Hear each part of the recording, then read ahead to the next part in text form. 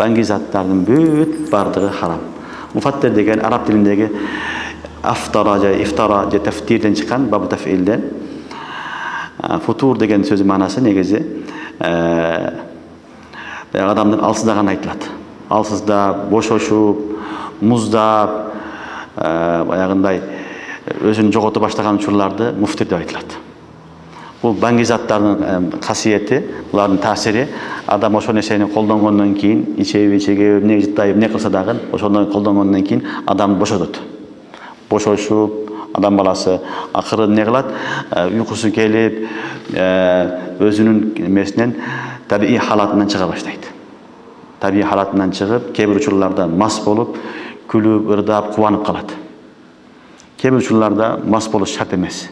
Бирок өзүнүн акылын жогото баштайт, алсырай баштайт, аң сезими өзгөрө баштайт, аң сезими баягы кээ бир нерселерди уже ажыратпай баштайт. Ушундай учурлар болот.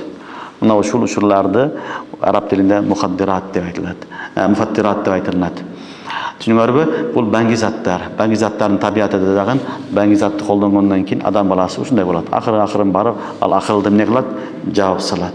Акылдан ажырайсың, адам сезими жоголо баштайт, жакшы менен жаманды, халал менен харамды ажыратпай каласың, акыры барып сени жок кылат.